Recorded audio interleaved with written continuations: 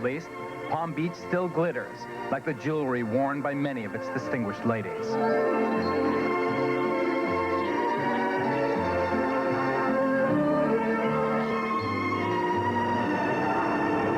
special thing about Palm Beach is that it's like Camelot.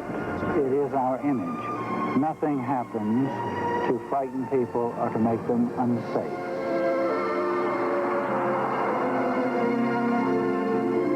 Palm Beach does have a special place in the sun, but this report is not a travelogue.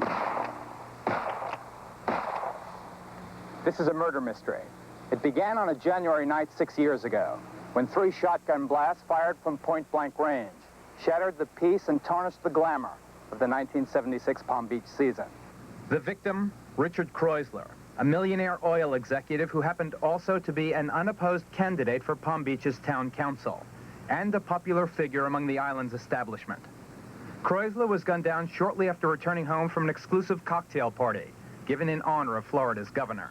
It was the first murder in Palm Beach in over 10 years, and it was the first time ever that the victim was a member of the island's inner circle.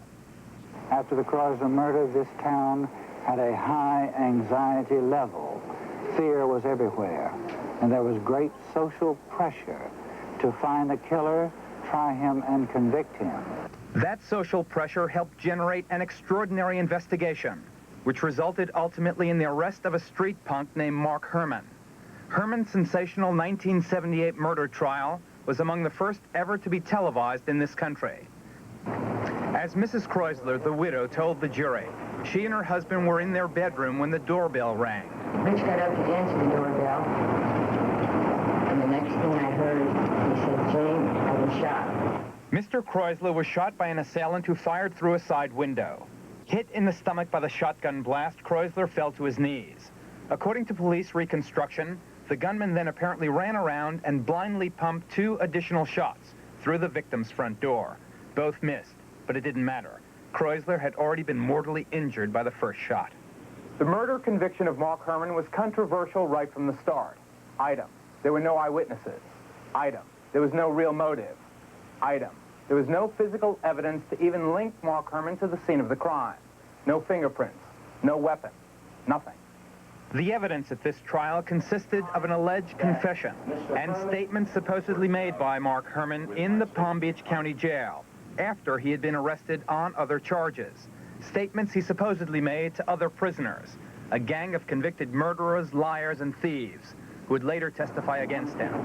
The type of witnesses the state used against Mark Herman was acknowledged by Jack Scarola, the ambitious young prosecutor who succeeded in getting Herman convicted. Testimony of murderers and robbers and thieves. The testimony of those kinds of people, the state is going to prove to you, beyond and to the exclusion of every reasonable doubt, that the defendant, Mark Herman, confessed to the murder of Richard George Kreuzler. It's time to meet the unsavory bunch whose testimony succeeded in getting Mark Herman sent away for life in prison. Without question, the star witness against Herman was Dexter Coffin III, a Palm Beach playboy turned bad. At the trial, Dexter explained how Herman supposedly had confessed to the murder. I turned and I said, "Well, did you do it?" He said, "Yes," and he winked and grinned.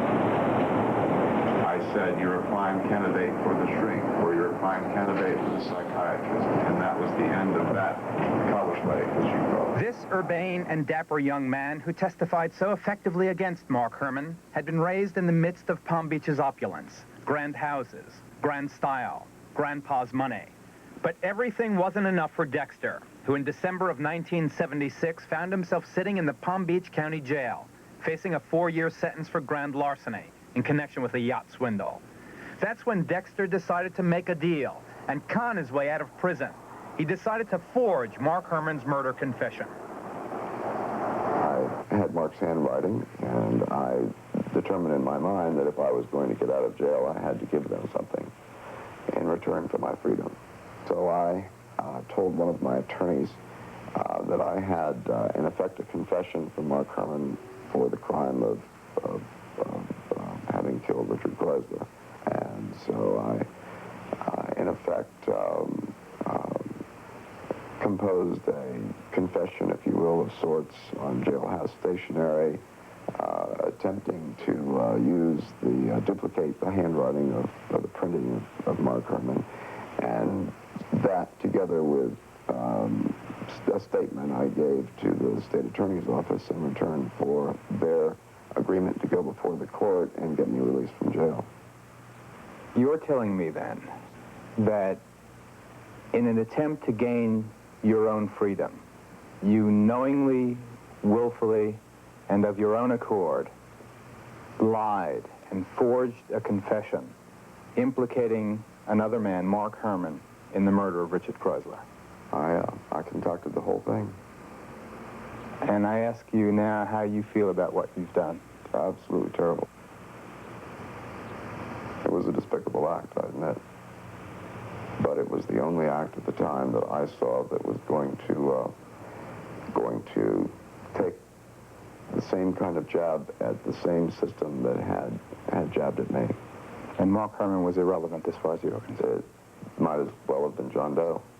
It had nothing to do with Mark. It should be noted for the record that Dexter Coffin III was released from prison just 2 weeks after he framed Mark Herman. The case against Mark Herman had really begun picking up steam with testimony given by Mark Herman's own one-time best friend, a convicted thug named Ron Gates. The pair had been rounded up by the police in the first place in the massive dragnet that followed the Kreuzler murder. In their intensive investigation to find the killer, the police had uncovered an extortion scheme being run by tough guys Gates and Herman. We were for hire on the street. If you wanted something done, Mark and I were the people to come and see. From beating somebody up, breaking a leg or something, to making big deals. Mark and I was the two main ingredients in West Palm at that time. The cops knew that and came to you with that information, is that correct? They not only knew it, but they let us go. They had us like on a string. They let us run wild until they got enough evidence and everything on us to where they could come and put us in a position to where we had no choice whatsoever. Gates now claims it was a case of one or the other of them taking the fall, that the police gave him no choice. In any case, he went beyond just confessing to actual crimes he and Herman had committed. Gates told the cops that Herman was also involved in the sensational and still unsolved Kreuzler murder. But Gates made a terrible witness. After he flunked a lie detector test, the police decided not to use his testimony after all. But the bandwagon was already rolling. Local newspapers broke the story that the police had a suspect in the Kreuzler murder. Based strictly on the apparently perjured testimony of Ronnie Gates, Mark Herman was fingered as the prime suspect in the county's biggest ever murder mystery. It was in that climate that Mark Herman went on trial. First for the dirty deeds committed in partnership with Ronnie Gates. For 7 non-violent criminal offenses, ranging from possession of a karate belt buckle to possession of marijuana, Mark Herman was sentenced to 31 years in prison. Most legal observers in Palm Beach say that those sentences were more severe than those usually given for similar offenses. Many say the fact that Mark Herman was already the named suspect in the sensational Kreuzler murder had a lot to do with the sentences he received. But note this carefully. Mark Herman was a bad person, but did he really kill Richard Kreuzler? Ronnie Gates, the man who got it all started. At one point during this whole investigation, before Mark was found guilty, they even told me that they didn't think Mark had committed this murder. But they had spent too much money. This was Palm Beach. Them people have to have somebody. This is Palm Beach. This cannot happen in a town like Palm Beach. It should be noted for the record that Ronnie Gates, Mark Herman's one-time best friend, was never prosecuted by the state of Florida for any of the criminal activities he was admittedly involved in. Furthermore, Gates received a $15,000 reward for helping to frame Mark Herman. A free man, Gates now owns a used car lot and junkyard in a small town in Texas. So the prosecution finally had a suspect in the Kreuzler murder, Mark Herman, but now they needed a motive. It came from Dexter Coffin and another inmate, Gerard DeNono. The defendant, Mark Herman, confessed to Gerard DeNono while in the Palm Beach County Jail that he mistakenly killed Richard Kreuzler when in fact he was attempting to kill one Billy Glocker as a result of a debt that Billy Glocker owed him in connection with a cocaine deal. Billy Glocker, an angry young man who lost his leg in Vietnam. A one-time cocaine dealer, the prosecutor claimed that Glocker was Herman's real target. Did you know Mark Herman? No, sir. Did you have any prior dealings with Mark Herman? No, sir, I did not. Did you deal drugs to Mark Herman? No, sir, I did not. Did you owe money to Mark Herman? No, sir, I did not. Have you Followed ever the seen prosecutor's Mark Herman argument. prior to the time At the he was time of the on trial? murder, Billy Glocker's parents lived next door to the Richard Kreuzler home. The prosecutor, with no direct evidence, convinced the jury it happened this way. Mark Herman, supposedly crazed by drugs and alcohol, went gunning for Billy Glocker, who had allegedly burned him in a coke deal. But according to the prosecutor, Herman went next door to the wrong house and shot Richard Kreuzler, the wrong man, by mistake. It's just unbelievable that they would mistake these two houses. Number one, my son didn't live at our house. He had his own home in West Palm Beach. Everybody knew Billy. If anybody wanted to kill Billy, they knew where Billy was. I mean, he's around. He's 6'4" and curly-haired and one-legged. Now, you can't mistake that. The Glocker family did everything they could to rebut the theory that Billy was Herman's intended target. He took and passed 2 lie detector tests, for instance, showing he didn't even know Mark Herman. Billy begged to be allowed to testify at the murder trial, but his request was denied. The jury that convicted Mark Herman for the murder of Richard George Kreuzler never heard any evidence whatsoever to contradict the prosecutor's wrong man theory. To support its contention that Herman killed Kreuzler by accident, the prosecution put one of Herman's cellmates on the witness stand. That cellmate testified that while in prison, Herman had admitted to him that, yes, he had killed Kreuzler by accident. But that cellmate, Arthur Baines, is the latest witness to recant his testimony. Did Mark Herman ever admit to you that he murdered Richard Kreuzler? No. Did Mark Herman ever admit to you that he accidentally murdered Richard Kreuzler? No, he didn't. Did Mark Herman ever admit to you any involvement whatsoever in the murder of Richard Kreuzler? No. Baines went on to tell me the reason he had lied. Waiting to be sentenced on a burglary charge, he says he was given a choice: cooperate or be ready to spend a long time in jail. For one reason, I ain't want to do 15 years straight up day for day, because I got a family out there and I want to get back out there to them, but I know the power of these people. Are you telling me, Arthur, that one reason you didn't stand up and stop what was going on was because they threatened you that after that burglary conviction, you were going to serve the whole 15 years? Right. So you did it to save yourself? Yes, sir. There was one cellmate who told the grand jury that Mark Herman never confessed to the murder. But before the actual trial began, that witness changed his testimony. David Wayne Gibson now claims he was threatened by the chief jailer of Palm Beach County. He told me, he said, "Gibson, look here. If you don't change your testimony from what you told the grand jury, change it around to where you will help convict Mark Herman, I'm going to put you in cell 318 or 319. What is cell 318 or 319? 318 and 319 are 2 cells in the county jail which are predominantly, I say predominantly, 99% black troublemakers.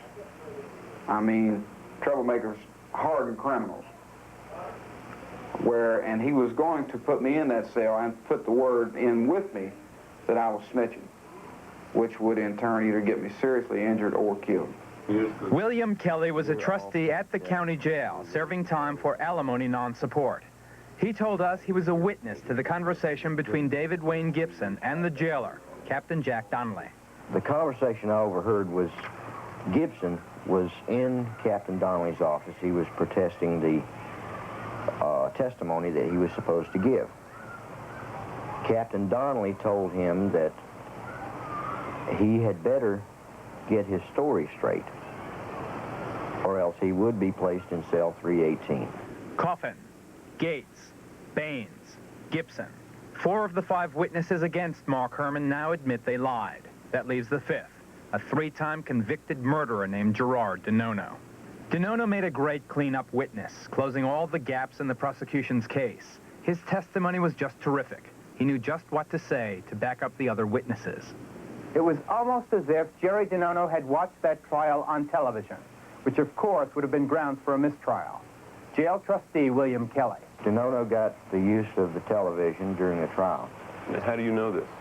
I delivered the television set to Jerry DeNono's cell myself. Kelly went on to tell us that he had delivered the television set on the express orders of the chief jailer of Palm Beach County, Captain Jack Donnelly, a man who incidentally retired shortly after Kelly's allegations were made public. I went to Donnelly's home to get his side of this story. He refused to be interviewed on camera, but he did speak for the record. No, I did not give DeNono TV until the case was over, and I checked with the state's attorney's office, and I gave it back to him.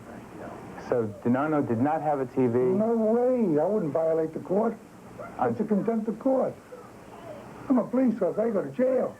For a guy like DeNono, no way. Donnelly also denied Gibson's charge that he was threatened with cell 318 if he failed to change his testimony. It should be noted for the record that by giving them what they wanted to hear, three-time convicted murderer Gerard DeNono managed to beat the death sentence. By helping to frame Mark Herman, the professional killer was spared the electric chair. Having met the team that sent Herman up the river, it's time to meet the ambitious young prosecutor who parlayed the testimony of 5 felons into a murder conviction. At first, he refused to discuss the case, but he did agree to talk with us as he walked from his law office. Another charge is made is that you had an inordinate interest in convicting Mark Herman to the extent that you used testimony from convicted murderers, liars, and cheats almost exclusively to convict that man of that murder. Is that essentially correct? That charge has been made? The charge has certainly been made. How do you comment? I don't have any comment. Several weeks after this encounter outside his office, Scarola decided to grant 2020 an interview. First, he strongly denied coaching any of the witnesses. He went on to say he had no second thoughts about the murder conviction of Mark Herman. You don't believe, then, that you in any way were overzealous in your prosecution of Mark Herman? No, sir, I don't believe I was overzealous at all. I believe that I prosecuted that case in accordance with the highest standards of my profession, and I'm very proud of the job that I did in presenting the evidence to that jury in a fair and impartial manner to assist them in arriving at the truth. You stand by your conduct and the conviction, then, of Mark Herman? Absolutely, sir, and without reservation. Scarola, the prosecutor, did the best job he could to get a conviction. But what about Mark Herman's defense attorney? How could he lose a case built solely on the testimony of a murderer, a burglar, a thief, and a cheat? Defense attorney Alfonso Seppi was once a circuit court judge himself. At the time of the Herman murder trial, he had only been back in private practice for a few months. Worse, he was admittedly unprepared because of a massive heart attack that had nearly killed him. The answer is yes, I could have been better prepared and was not as well prepared as I should have been. And I do not blame myself. I was sick and recuperating, but I blame the court for not providing me more time to prepare as I requested. I had moved the court for a continuance. It should be noted for the record that Seppi never questioned the major prosecution witnesses before the trial, and never called a single witness in defense of Mark Herman. Why didn't the judge grant that continuance? Why didn't the judge postpone that trial? I don't know. I can speculate as a lawyer and as someone... But you can do more than speculate, can't you, Judge? Now, let's be frank. Well, let me finish my answer. The jurors had been assembled. The television, this was the first gavel-to-gavel, or one of the first gavel-to-gavel trials in Florida under the television experiment. And the judge was eager to have this case tried according to the television schedule set by Channel 2. And everyone had been informed that the trial would not be televised if it had been continued, that is, postponed. I believe that the desire to have this case televised displaced the rights of Mark Herman. Because a new appeal is expected, Judge Tom Schultz refused to be interviewed on camera. He did, however, deny in the strongest terms that the television cameras in any way affected the scheduling of the Mark Herman murder trial. Former ambassador to Cuba, Earl E.T. Smith, was the mayor of Palm Beach at the time of the Kreuzler murder. He helped raise the reward for the arrest and conviction of the killer. Now he wants his money back. The evidence all points now that the wrong man was convicted. And I think that the chances are that the man who committed the murder may still be walking the streets. He may not live here 12 months a year, but he's still in Palm Beach or around Palm Beach. I believe that until a new trial is for Mr. Herman, that we will not have peace and tranquility at all. For many people believe in their heart that a killer now is loose in Camelot. Now serving a life sentence plus 31 years in Florida's Rayford prison, Mark Herman is visited once every 3 months by his wife and 5-year-old son, Mark Jr. Oh! Oh! Hey! How you doing, baby? Huh? How you doing? Huh? You miss Daddy, me? will you come to my house? I want to come to your house. I wish I could. Who killed Richard Crossland? Man, if I knew, I'd probably scream it to the rooftop right now, just to get the hell out of here. I don't know. I don't care. Because I don't want nobody knocking at my door. That's the police's job. Now, it's not my job. Palm Beach, a closed and wealthy community eager both to rid itself of a troublesome street punk and to solve the murder of one of its own. A sensational trial, a cast of characters that read like a made-for-TV movie, a skillful prosecutor, a perfect patsy, an incompetent defense. An unwholesome combination that apparently resulted in a man being sentenced to life in prison, based strictly on the testimony of convicted murderers, liars, and cheats. Unfortunately, we don't know who really killed Richard G. Kreuzler, the man for whom this park is named. All our investigation proves for sure is that the conviction of Mark Herman is certainly not supported by the facts. Daddy, will you come to my birthday? I'll try to be there. I'd like to be there, believe me. Now, why didn't the defense attorney call Billy Glocker or any defense witness? The strategy of Seppi, the defense attorney, was that if he didn't call any witnesses at all, under Florida law, he then gets the last summation, the final summation to the jury. He thought that with his eloquence, he could make a case that Mark Herman was innocent. Of course, he was wrong. It's a good thing he wasn't given the death sentence in view of what we just learned. Well, Mark Herman was a prime candidate for the electric chair under Florida law, but the judge, the trial judge, refused to sentence him to death, based strictly on the testimony of these 4 admitted liars. He can ask for a new trial now, can't he? He can, and he's going to.